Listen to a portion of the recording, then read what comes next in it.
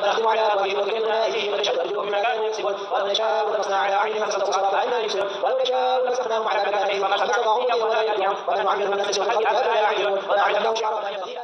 Assalamualaikum warahmatullahi wabarakatuh. Bismillahirrahmanirrahim. Alhamdulillahirrabbilalamin. Kita sekarang bisa bertemu lagi, bisa belajar lagi, bisa mencari ilmu lagi, bisa berbagi ilmu lagi.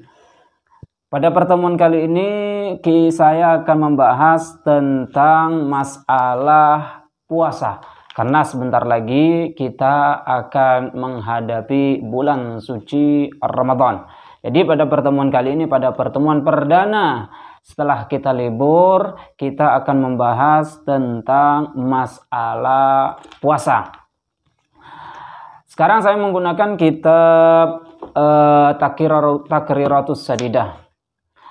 Pada halaman 433 yang menjelaskan tentang Kitabus Syiyam, tentang masalah puasa. Bismillahirrahmanirrahim. Dalil daripada puasa yaitu ya ayyuhalladzina amanu kutiba alaikumus syiyamu kama kutiba alal ladzina min qablikum la'allakum tattaqun. Puasa itu mempunyai 4 hukum. Jadi puasa itu ada 4 hukum. Ada kalanya yang pertama, puasa itu hukumnya adalah wajib.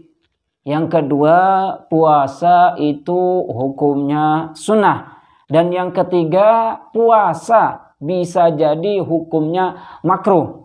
Dan yang terakhir, puasa bisa jadi hukumnya haram.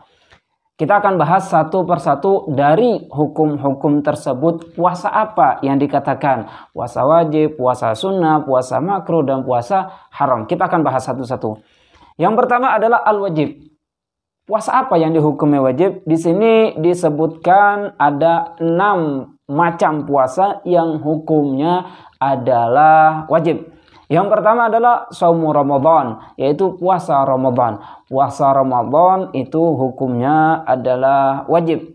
Yang kedua, shaumul qadha, yaitu puasa qadha. Ketika seseorang meninggalkan puasa Ramadan di bulan Ramadan, maka ketika usai bulan Ramadan tersebut, seseorang tersebut wajib mengqadhanya.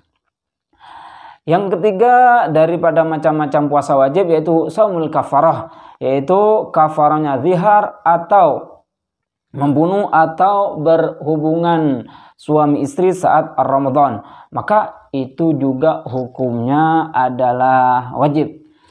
Yang keempat adalah shaumu fil haid wal umrah badana 'anid dabhi fil fidyah, yaitu puasa pada seseorang yang meninggalkan rukun atau syarat daripada haji dan umrah sebagai ganti daripada fidyahnya. Jadi seseorang melakukan dam, dia tidak mampu melakukan penyembelihan, maka diganti dengan puasa. Itu hukumnya adalah wajib.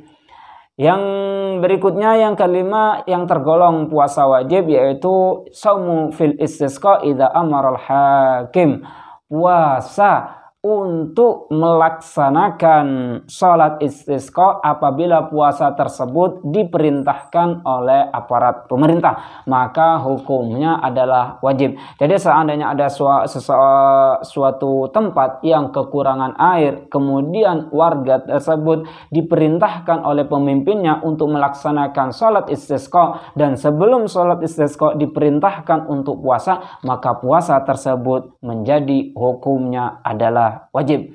Yang keenam termasuk puasa yang wajib yaitu shaumun nazar, yaitu puasa nazar. Itulah macam-macam puasa yang hukumnya wajib. Kemudian hukum yang kedua yaitu an-nadbu, sunnah.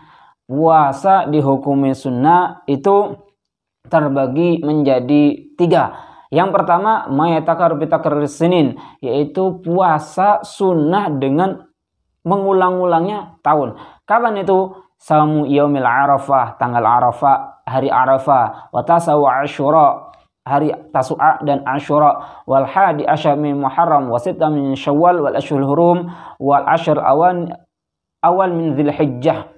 Jadi itulah puasa-puasa yang hukumnya adalah sunnah. Macam yang kedua daripada sunnah puasa, hukumnya sunnah berpuasa ma yatakarrab bi syuhur ka ayyamil bid, yaitu ayyamul bid. Itu setiap bulan ada. Kalau yang tadi setiap tahun, kalau yang ini setiap bulan ada, yaitu ayyamul bid, hari tanggal 13, 14, 15 setiap hijriyahnya, setiap bulannya. Wa ayyamil sud, dan hari tanggal 28, 29, 30 itu setiap bulan. Juga disunahkan yang ketiga macamnya, yaitu ma yataqabbal asabi' kal itsnain wal khamis. Puasa sunnah yang berulang-ulang setiap minggunya, yaitu puasa Senin dan Kamis. Wa afdhalus siyamin nafal saumu yaumin wa iftaru yaumin. Wa huwa saumu sayyidina Dawud alaihi salam, yaitu puasa Dawud itu puasa yang paling afdal setelah puasa wajib. Ringkat yang kedua yaitu puasa sunnah. Puasa sunnah yang paling afdal adalah puasa Dawud, yaitu puasa tidak hari ini, puasa besok tidak, lusannya lagi puasa, besoknya lagi tidak, terus seperti itu, puasa sehari tidak sehari. Itu daripada hukum puasa yang kedua, yaitu sunnah.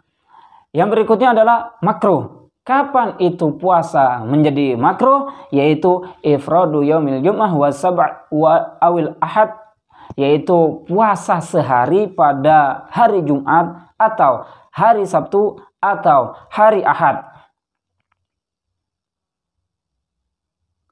Itu hukumnya adalah makruh. Jadi kalau dia hanya puasa hari Jumat saja makruh, atau Sabtu saja makruh, atau Minggu saja, Ahad saja, hukumnya makruh. Kemudian yang terakhir daripada hukum berpuasa yaitu haram. Kapan itu haram? Haram di sini terbagi menjadi dua. Ada kalanya haram tetap sah, ada kalanya haram dan tidak sah. Siapakah haram yang sah? Yaitu puasanya seorang istri tanpa izin daripada suami. Seandainya istri tersebut puasa hari Senin dan Kamis, akan tetapi suaminya melarang untuk puasa tersebut, mungkin untuk kebutuhan biologisnya, maka hak istri tersebut hukumnya haram berpuasa. Kenapa? Karena tidak dapat izin daripada suami. Yang kedua, haram dan tidak sah. Itu ada 5. Yang pertama, hari Idul Adha. Yang kedua, Idul Fitri. Yang ketiga, Yaumut Tasyrik, yaitu 11, 12, dan 13 di bulan Dzulhijjah. Jadi, yang diharam dan tidak sah untuk berpuasa tanggal 1 Syawal, tanggal 2 Dzulhijjah, tanggal 10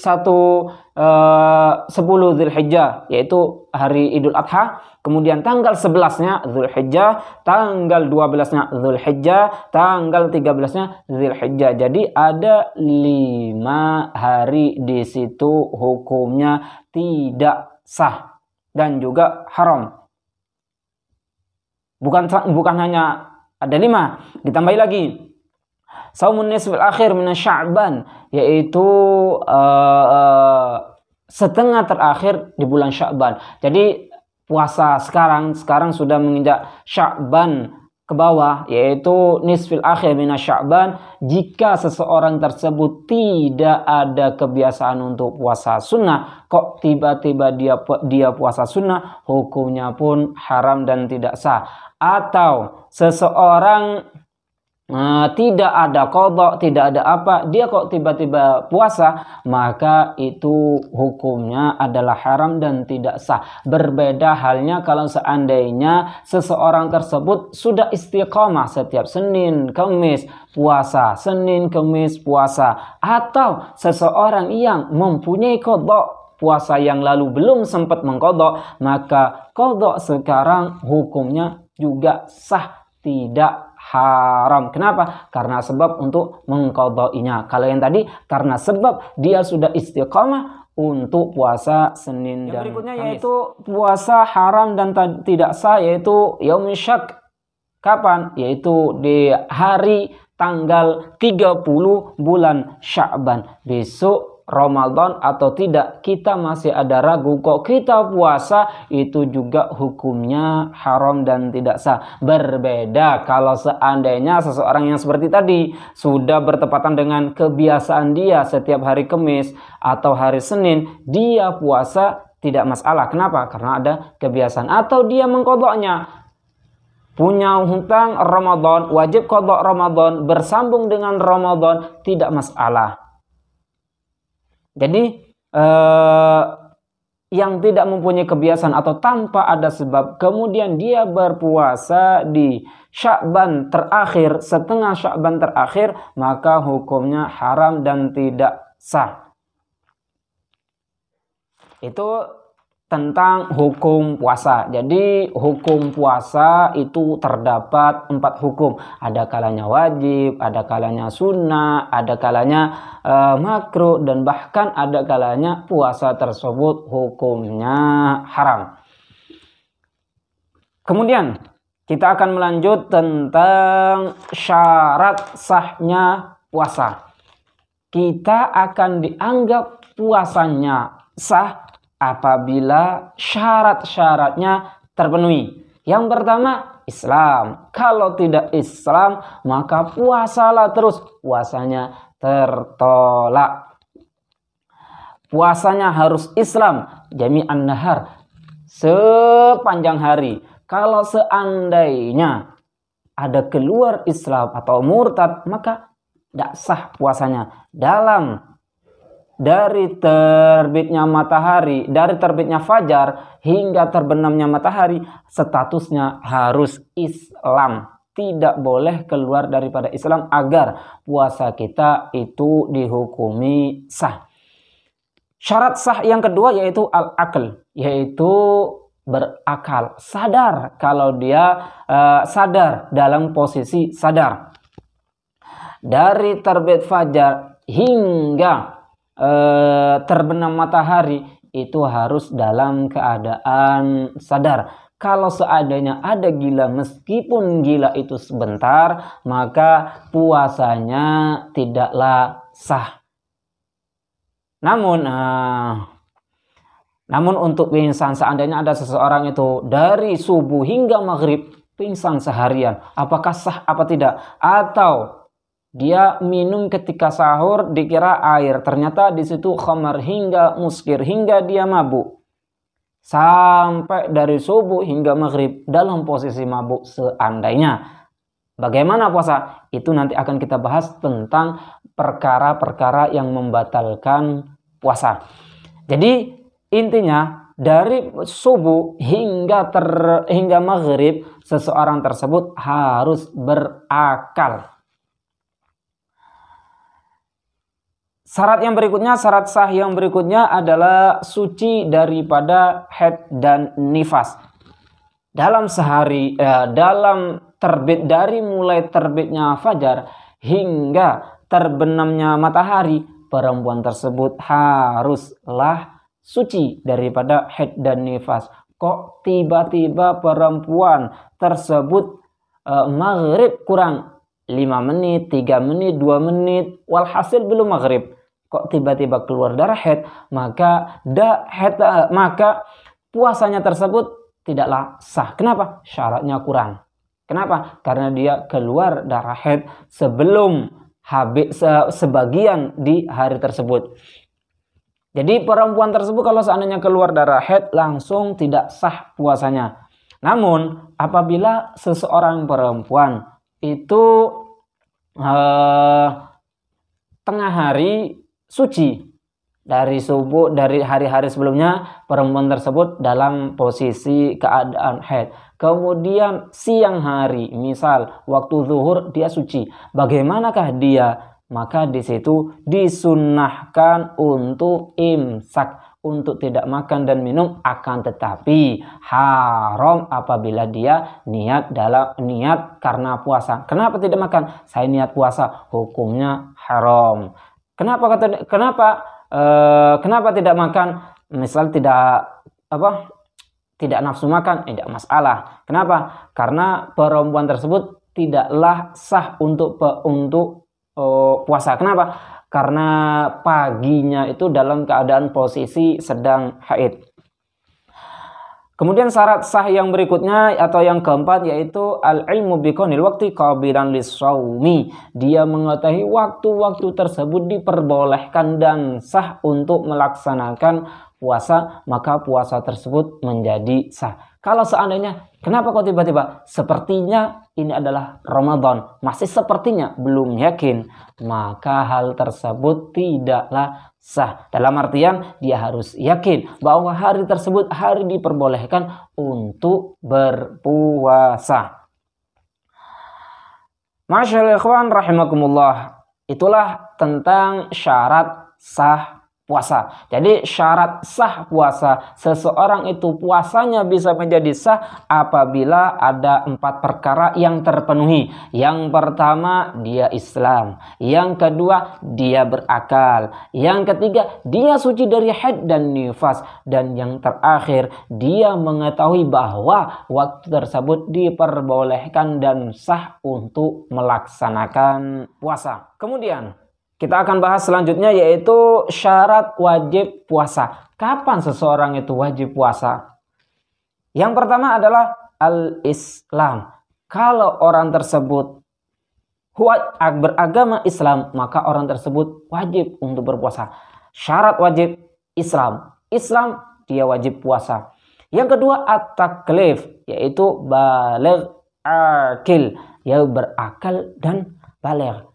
Akan tetapi kalau seandainya belum berakal atau belum baligh, misal anak kecil Islam tapi belum baligh, maka hal tersebut tidak menjadi wajib puasa baginya. Namun bagi orang tua untuk memerintahkan puasa ketika anaknya berusia 7 tahun dan memukulnya ketika dia tidak berpuasa saat usia 10 tahun.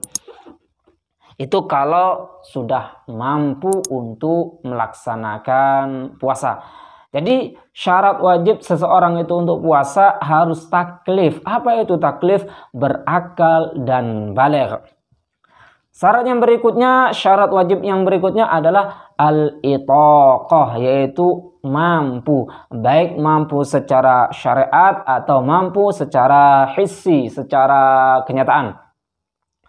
Maka kalau seandainya ada seorang orang tua yang sudah tidak kuat lagi atau ada seorang yang sakit yang tidak diharapkan untuk sembuh saking parahnya, maka dia tidak wajib untuk melaksanakan puasa. Akan tetapi nanti ada konsekuensi yang harus ia kerjakan, yaitu mengeluarkan kafaratnya.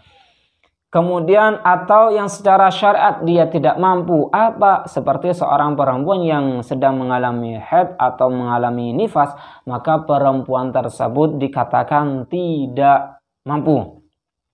Kemudian syarat yang berikutnya adalah as-sihhah, yaitu sehat. Kalau seandainya dia sakit, maka dia tidak wajib untuk melaksanakan puasa.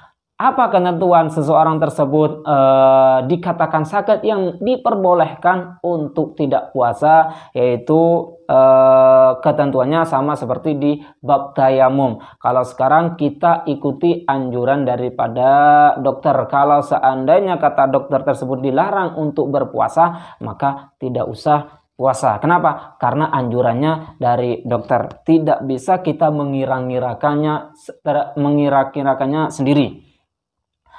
Kemudian syarat wajib yang berikutnya yaitu al-iqamah, tidak bepergian. Kalau bepergian maka tidak wajib berpuasa. Bepergian berpergian di sini itu ukurannya seukuran masafatul qasr, yaitu 82 km.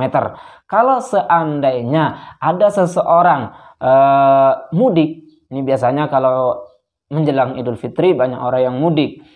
Ketika seseorang tersebut mudik dan dia berangkat dari rumahnya sebelum fajar jam 2 malam, dia keluar. Tujuannya kemana? Beda daerah, ataupun beda pulau.